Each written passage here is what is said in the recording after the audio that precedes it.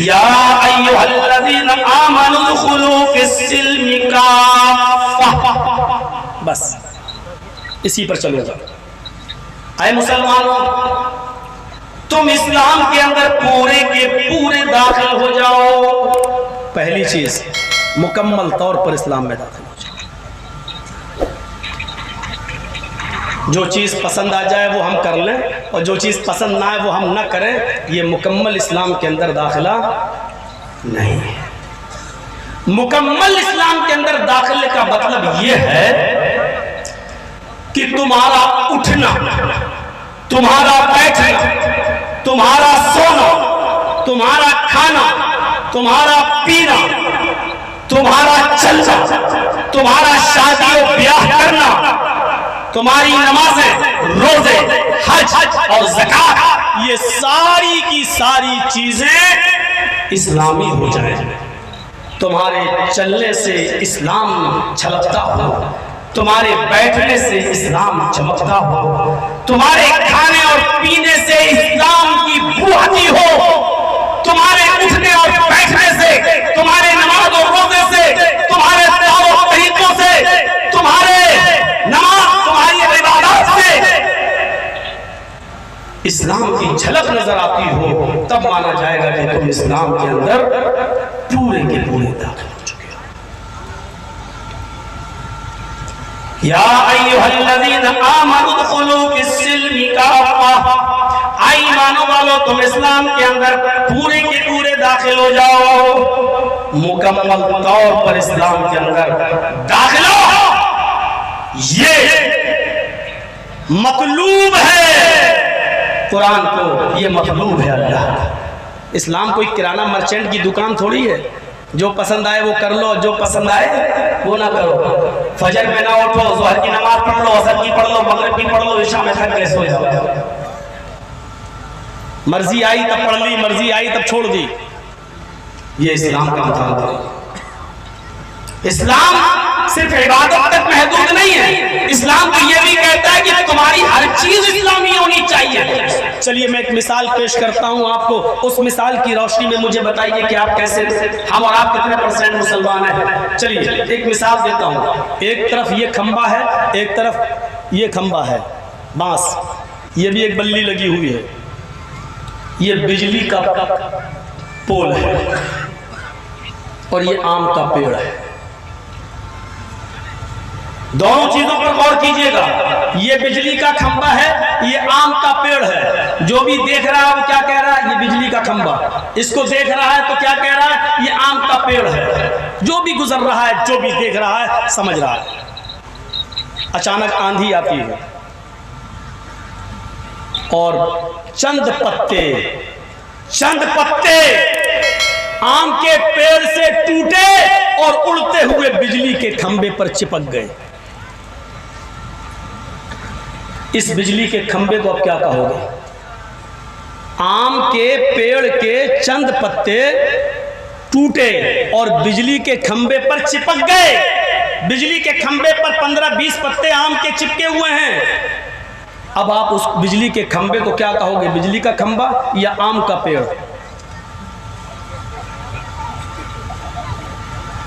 आप बिजली का खंबा ही कहेंगे, आम का पेड़ कहने वाला तो बेवकूफ़ कहेंगे, आप हट पागल।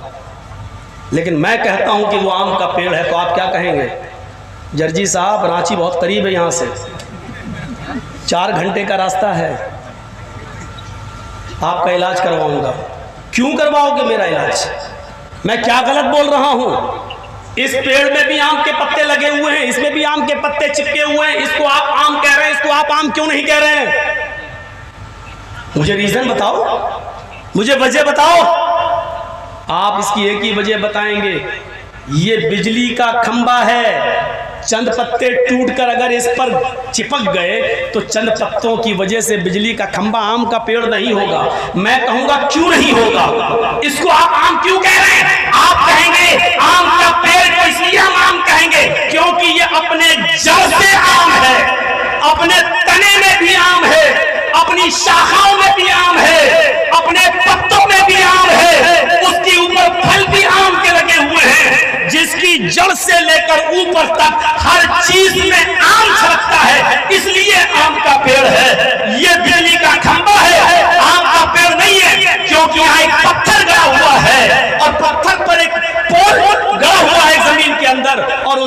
चंद पत्ते चिपक गए तो चंद पत्ते चिपक जाने की वजह से बिजली का खंभा आम का पेड़ नहीं हो सकता है। आम का पेड़ उसी वक्त कहलाएगा जब वो अपने जड़ से आम हो, जब वो अपने तने में आम हो, जब वो अपने पत्तों में आम हो, जब वो अपनी शाखाओं में आम हो, जब वो अपने फल में आम हो।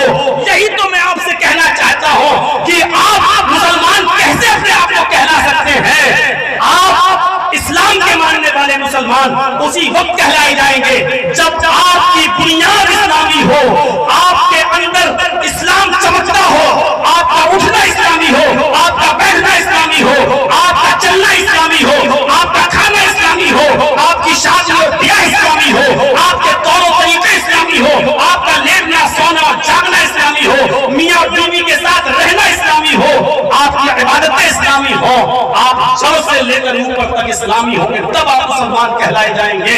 जिस तरीके से चंद पत्ते टूटकर आप बिजली के खंभे पर चिपक जाए तो बिजली का खंभा आपका पेड़ नहीं हो सकता, उसी तरीके से चंद नमाजें और चंद रोजे रहने से आप मुसलमान नहीं हो जाएंगे।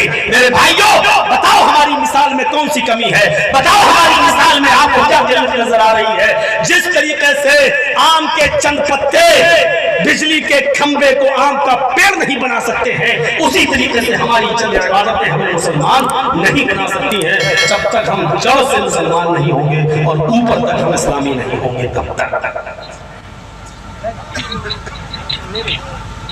भैया बहुत देर से आपका मोबाइल खड़खड़ा रहा है। हम बोल दिए ना, तो बनाइए, हम ये नहीं कह रहे, लेकिन आवाज नहीं आनी चाहिए। पता नहीं चल रहा, जर्जिस तकलीफ कर रहा कि मोबाइल तकलीफ कर रहा है। तो मेरे भाइयों, मिसाल आपने गौर से देख ली है ना, फिर सुन लीजिए, फिर मैं अपनी उसी बात पर आता हूं। रीज़न तलाश मत कीजिएगा, क्योंकि आपकी अक्ल उस चीज़ को तलाश, वो आपके अक्ल के दायरे से बाहर है। एक दहरिया था ना, सुना ना, एक दहरिया नास्तिक आम के पेड़ के नीचे सो रहा था। अचानक उसकी नज़र आम के ऊपर गई, कहता अल्लाह कितना बड़ा बेवकूफ़ है। वो दहरिया क्या कहता है, अल्लाह कितना बड़ा पागल है। क्यों? कहते को इतना छोटा सा फल तो ऊपर लगा दिया और तरबूज नीचे लगा दिया, इतना, जबकि तरबूज बड़ा है, इसको ऊपर लगना चाहिए ताकि कोई चोरी न कर ले जाए, और आम छोटा है उसको नीचे रखना चाहिए, चोरी कर ले जाए, लेकिन तरबूज तो बचेगा।